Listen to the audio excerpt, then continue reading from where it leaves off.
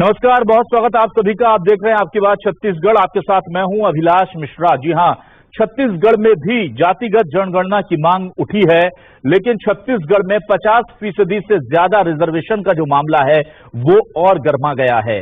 कांग्रेस ने अपने विधेयक को अटकाने के लिए एक बार फिर राजभवन पर निशाना साधा है। उधर राज्यपाल ने साफ तौर पर कह दिया कि जो भी बात करनी है वो पॉलिटिकल पर्सनालिटी नहीं है, सीएम से जाकर के आप सवाल पूछिए, मैं इस पर कुछ नहीं कहूंगा। उनसे जब पूछा गया कि विधेयक पर आप कब हस्ताक्षर करेंगे तो राज्यपाल ने चुप्पी साध ली। सीएम बघेल ने केंद्र में मोदी सरकार को, मोदी जी को चिट्ठी लिख करके कहा है कि जो 76% आरक्षण बढ़ाकर हमने किया है उसे 9वीं अनुसूची में शामिल कीजिए और हमारे आरक्षण को, बढ़े हुए आरक्षण को हरी झंडी दीजिए। कांग्रेस की जातिगत जनगणना की मांग और 50% लिमिट को तोड़ने की मांग दोनों ही छत्तीसगढ़ में बड़ा चुनावी मुद्दा बन रहे हैं। बीजेपी को अब इस पूरे मामले में पॉलिटिकल डैमेज कंट्रोल करने के लिए जुटना होगा, लेकिन कांग्रेस इसे कितना भुना पाएगी? और सबसे बड़ा सवाल यह है कि क्या कांग्रेस वाकई में छत्तीसगढ़ की जनता को 76% आरक्षण दिला पाएगी? इसी पर करेंगे आज आपकी बात।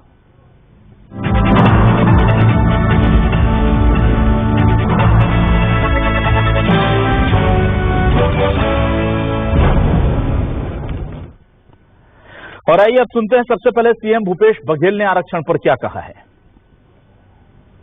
एक चीज तो सही बात है कि विधानसभा जो पारित है बिल वो राजभवन में अटका है 4.5 महीने। अभी अब जैसे कृषि महाविद्यालय हमने खोला 19 और उसके बाद इस बजट में और भी है, तो इन महाविद्यालयों में हमको भर्ती करना पड़ेगा, स्टाफ की भर्ती करनी पड़ेगी, असिस्टेंट प्रोफेसर की भर्ती करनी पड़ेगी, लेकिन जब तक के आरक्षण बिल अटका हुआ है तब तक के भर्ती प्रक्रिया हम शुरू नहीं कर सकते। बहुत सारे विभाग हैं जिसमें हमको भर्ती करना है, चाहे एजुकेशन हो, चाहे वो पुलिस हो, चाहे हेल्थ डिपार्टमेंट हो, चाहे एग्रीकल्चर यूनिवर्सिटी की बात हो, चाहे वो इरिगेशन की बात हो, सब में भर्ती हमको करना है। लेकिन उसके कारण से भर्तियां रुकी है। दूसरी तरफ ये है कि अभी जो नीट के एग्जाम वगैरह होंगे उसमें भी आरक्षण का मामला है, तो इसे फैसला करना चाहिए राज्यपाल। तो प्रधानमंत्री भी पत्र लिखा, लेकिन उधर से भी जवाब नहीं आ रहा है। कुल मिला के भारतीय जनता पार्टी आरक्षण के खिलाफ है।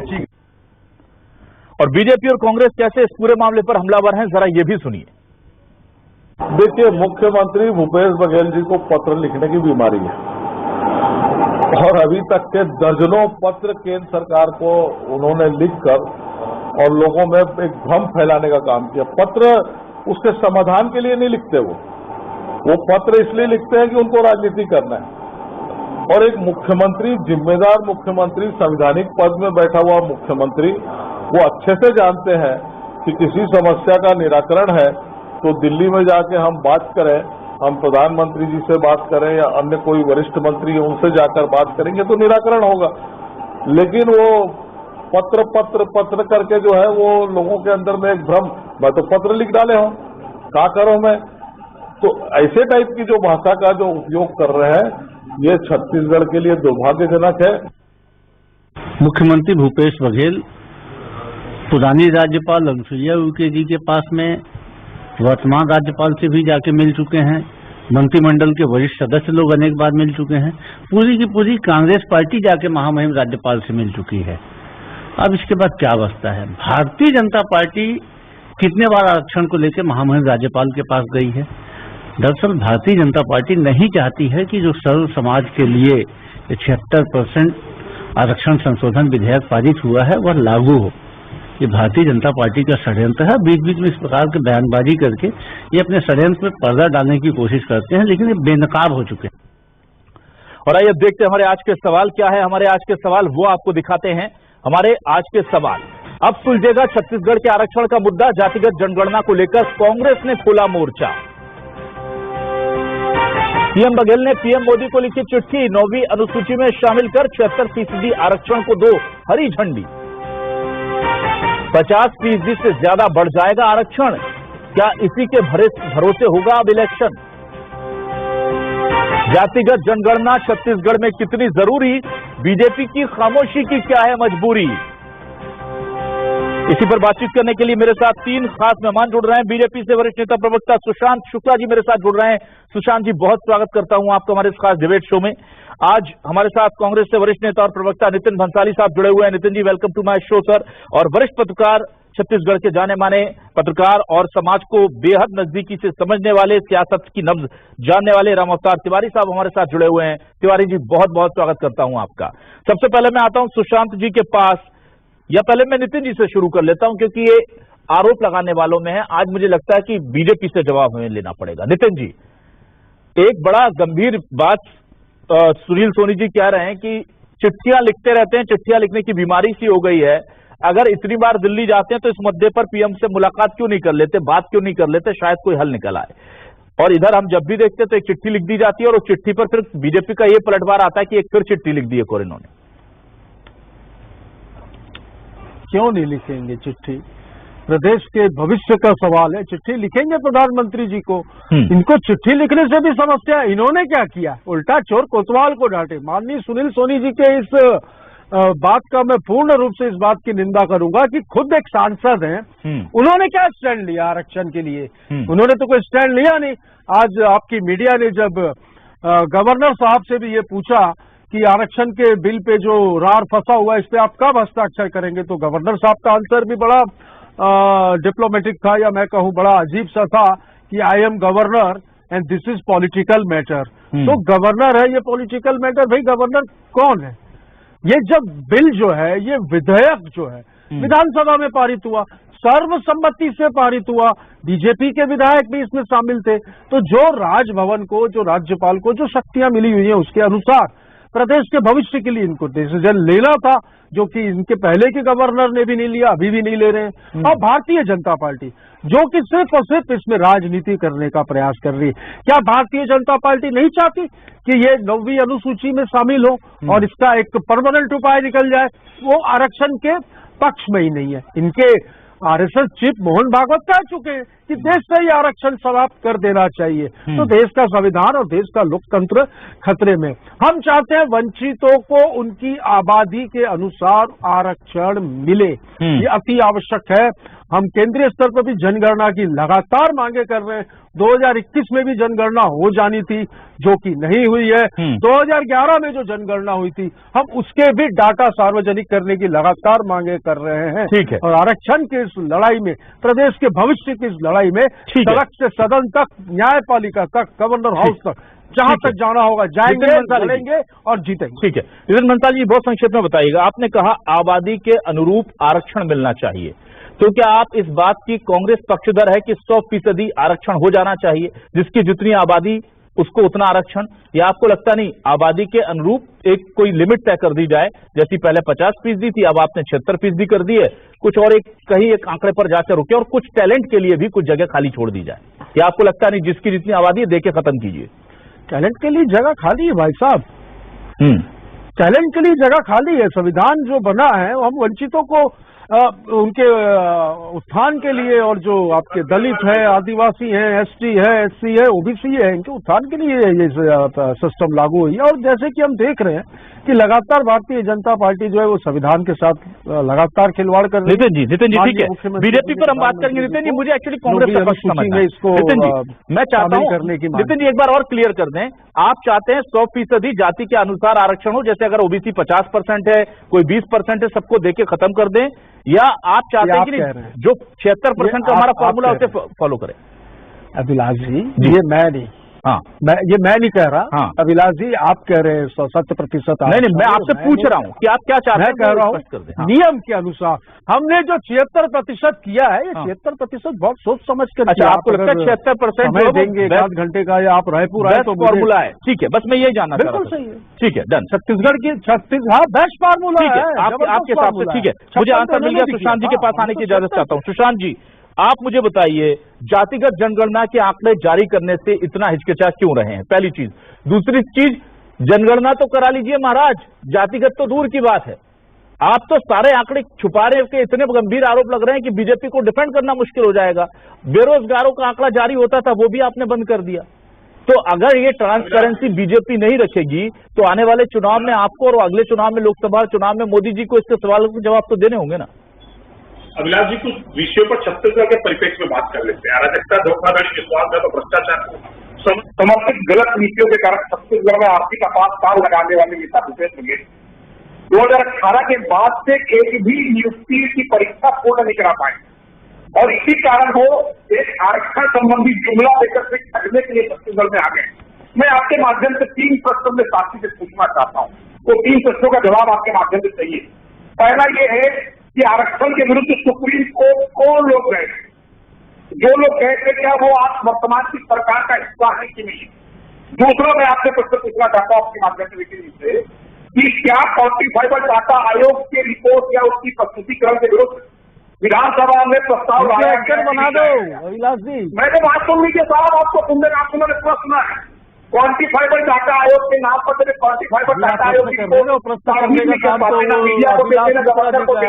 मैं जनता को दिखा रेडी है और मैं आपके माध्यम से पूछना चाहता हूँ कि आरक्षण जब तक पास नहीं होता, इसके नेता भूपेश बघेल जी को आपके चैनल में सुन रहा था, वो बोले नौकरी नहीं कर पा रहे। मैं आपको बताना चाहता हूँ सुप्रीम कोर्ट के एक न्याय दृष्टांत है कि जिस समय परीक्षा प्रारंभ की जाती है और जिस समय आरक्षण का प्रावधान उस तरह से निश्चित होता है, वही पूरी परीक्षा की परिणाम तक लागू होते हैं। तो आखिर ऐसा क्या कारण है कि 20 सत्र में परीक्षा के 20 सत्र में लाया गया आरक्षण संबंधी जुमला के नाम पर छत्तीसगढ़ के युवा बेरोजगारों को ठगने की व्यवस्था भूपेश बघेल बना रहे हैं। परंतु जब बात राजनीति की आती है तो भूपेश बघेल जी ने छत्तीसगढ़ को ऐसा टूट किया है कि सिर्फ पत्र।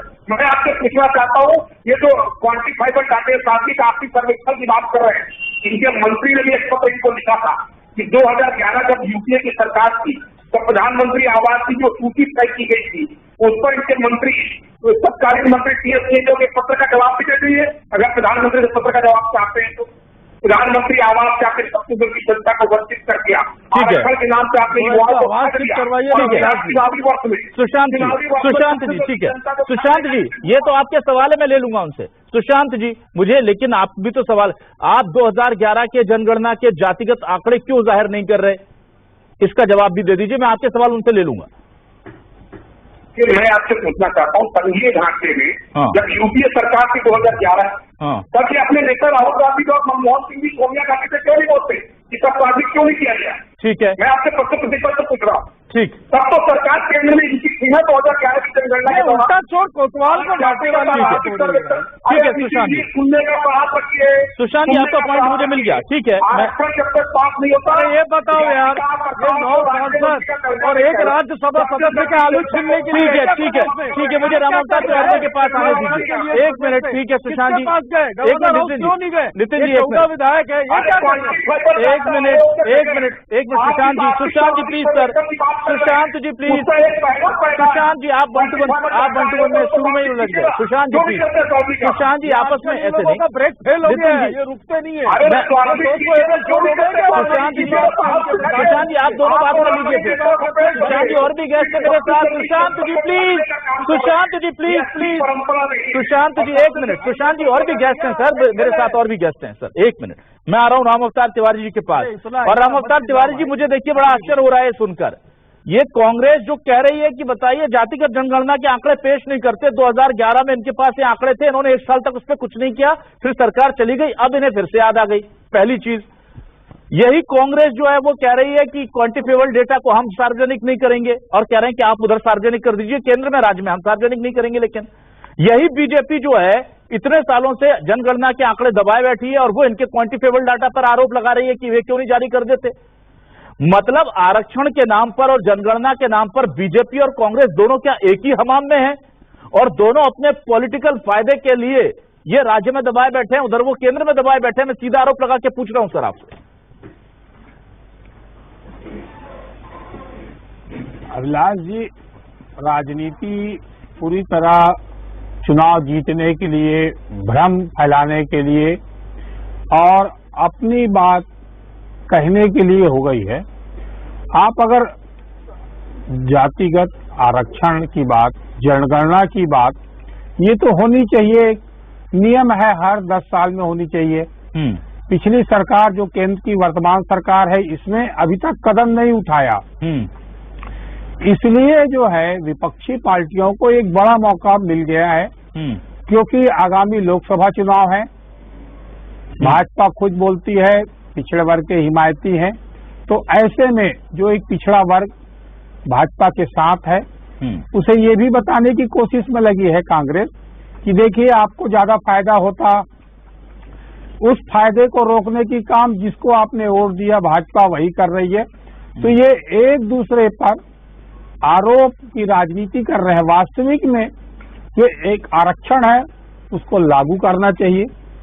इस पर सुप्रीम कोर्ट में कई याचिका लगी हैं, संभवतः वो इसी महीना या अगले महीना जिसमें फैसला आना है। केंद्र सरकार की तरफ से एक सुबुआहट है कि कहीं न कहीं अगर जनगणना है उसको अगर लागू नहीं किया गया, उसको सामने लोगों को बताया नहीं गया, तो ये इससे भाजपा के सामने दुविधा आ सकती है।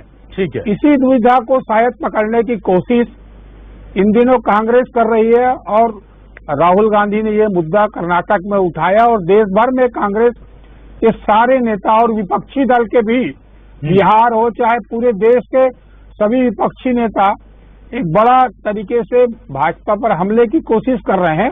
ठीक है, तो कहीं न कहीं ये जो प्रक्रिया है उसका पालन करिए आप। ठीक है, उससे जो बाकी योजनाएं चलती हैं, हाँ, उन योजनाओं का भी फायदा उस वर्ग को नहीं हो रहा है, नहीं हो पा रहा है। ये बताने की कोशिश दोनों दल कर रहे हैं। ठीक है, हालांकि वो भी इसी तरह लागू नहीं कर पाए। ठीक ठीक है, चुनाव के समय इस बात का जोर ज्यादा है कि बहुसंख्यक मतदाता पिछड़े वर्ग है, किसके साथ जाएगा, कैसे साथ लाया जा सकता है। ठीक है, उसी तरीके से मुद्दे उसी ट्रेंड में जाने की कोशिश ठीक में है। राजनीतिक दल लगे हैं। ठीक है, मैं आता हूं वापस भंसाली साहब आपके पास। भंसाली साहब, ये जो 2000 मतलब 9 साल अगर मैं मान लूं, करीब 9 साल से जातिगत जनगणना के आंकड़े 2011 के जिन्हें आप सार्वजनिक करने की मांग कर रहे हैं, ये दबा करके केंद्र सरकार ने बकौल आप लोगों के बैठे हुए हैं। ये चुनाव के ठीक टाइम पे याद आ जाते हैं आपको कि इसको लेकर के पूरा हंगामा हो जाता है। राहुल जी वह कर्नाटक में जाके बोल देते हैं जब अगले साल चुनाव लोकसभा के होने और 5 राज्यों में विधानसभा चुनाव होते हैं। इस बीच में तो इतना बड़ा मांग नहीं उठी थी, तो क्या आपकी डिमांड प्योरली पॉलिटिकल है? बिल्कुल पॉलिटिकल नहीं है। हम तो कह रहे हैं कि वंचितों को उनकी आबादी के अनुसार हक मिले, हर हाथ को काम मिले, काम को पूरा दाम मिले, वंचितों को उनका अधिकार मिले। ये कांग्रेस की शुरू से एक वो रही है, एक परंपरा रही है। और हमने शुरू से, आप जैसे कह रहे हैं कि चुनाव के वक्त राम, गौ माता, ये सब इन लोगों को याद आती है कि वो नोट और वोट की राजनीति ये लोग करते हैं, हम लोग नहीं। हर एक वंचित परिवार की चाटुकारिता की चरण वंदना की विचारधारा पर आधारित लोग दूसरों को होनी ध्यान रखिएगा। वो क्यों रुकी है? आप हमारी सुशांत जी को बोलने दीजिए। सुशांत जी आपके पास वंचित हमारे ऐसे भाई हैं, ऐसे SC, SC, OBC जो भी हैं, जो आरक्षण के लाभार्थी आपने करने का काम किया गांधी परिवार के नेतृत्व में, कब मिलेगा? सुशांत जी आप उनको बोलने नहीं दे रहे हैं। आप गांधी परिवार और उस पर जाकर के अटक जा रहे हैं, उनको बोलने दीजिए, फिर मैं आपके पास आ रहा हूं। चिल्लाएंगे ना नितिन जी बोलिए। ठीक है, अरे वो गांधी परिवार से डरते हैं। अरे सर, गांधी नितिन जी आप लोग की लाइन पकड़ लेते हैं। ना सर, आप लोग छोड़िए ना, आप करता तो आप उस रास्ते पर चले जाते हैं। नितिन जी आप अपने पॉइंट पर रहिए ना। सुशांत हो जा रहे हैं उस रास्ते पे, मैं नहीं था। सुशांत जी जो जवाब आपसे मांगे जा रहे हैं, आप प्लीज उन पर बात कीजिए। सुशांत जी, जनादेश के साथ सुशांत जी उनको बोलने दीजिए, उनका टाइम है, फिर आपका टाइम आएगा, प्लीज उनको बोलने दीजिए। बोलिए नितिन जी, बोलिए। हमने सीधी सी बात कही, मैं तो अपनी बात ही रख रहा था ना, बीच में ये चिल्ला चिल्ली शुरू कर दी है कि वंचितों को उनका हक मिले, ठीक है, आबादी के अनुसार। ये जरूरी है अभिलाष जी, ये अति आवश्यक चीजें और नियम के हिसाब से 2011 में हुआ, 2021 में होना चाहिए। ठीक है, 11 के डाटा को भी दबा के बैठे, ठीक है, काम भी नहीं अच्छा, आप क्वांटिफाइबल हमने यहाँ पर जो नितिन जी लागू की आरक्षण की 76%। नितिन जी आपकी मांग समझ गया, और जो आपकी जायज मांग है नितिन जी, जनगणना की मांग आपकी जायज है, लेकिन क्या ये मांग नाजायज है कि क्वांटिफाइबल डेटा आयोग की रिपोर्ट अगर सरकार के पास है तो उससे छत्तीसगढ़ की जनता के सामने आना चाहिए? बताइए। देखिए, विधानसभा में ये पारित हुआ, सर्वसम्मति से पारित हुआ, गवर्नर हाउस गया, गवर्नर हाउस ने इस संबंध में 10 सवालों की सूची भेजी। ना आप मैं आपसे सवाल कुछ और कर रहा हूँ, तो वो मैं आपसे सवाल कुछ और कर रहा हूँ, लगाकर केंद्र वो 10 सवाल की मांग कर रहे हैं, इधर आप क्यों नहीं कर रहे हैं? अविनाश जी, वो 10 सवाल जो थे उसमें आपका सवाल भी था और उन सवालों का आप सार्वजनिक कर दीजिए ना, पब्लिक के सामने कर दीजिए। चलिए सुशांत जी, जातिगत जनगणना आप कराने से आपको लगता है नहीं कराना, लेकिन एक बात तो बहुत जायज है। एक मिनट हमने सारी ठीक है नितिन जी, प्लीज नितिन जी,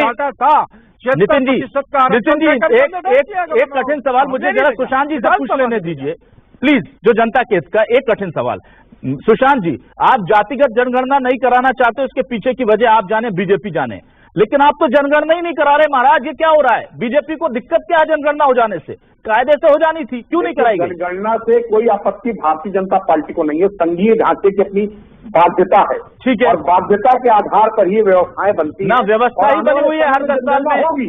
मैं आज आपके चैनल के माध्यम से बहुत स्पष्ट कर देना चाहता हूँ, हाँ। लेकिन छत्तीसगढ़ में छद्म राजनीति को बढ़ाने वाले भूपेश बघेल ना, आप छत्तीसगढ़ में बताइए सुशांत जी, आप डीरेल हो जाते हैं। सुशांत जी, आप फिर मैं आपसे देश की जनगणना की बात कर रहा हूँ, क्यों नहीं कराई जा रही? 2 साल लेट है, आप कोरोना का 1 साल चलिए जोड़ दिया, जवाब ही नहीं है। मैंने आपको जवाब दे दिया ना, क्या? कि संघीय ढांचे की बाध्यता के कारण ये देरी हुई है, आने वाले समय में ये व्यवस्था दी जाएगी। परंतु मैं आपके चैनल के माध्यम से पूछना चाहता हूँ अपने साथी से कि जिस प्रदेश में आरक्षण का एक गुनगुना छत्तीसगढ़ की जनता को दिखाया जा रहा है, उसके क्वांटिफाइबल डाटा आयोग की रिपोर्ट को सार्वजनिक करना।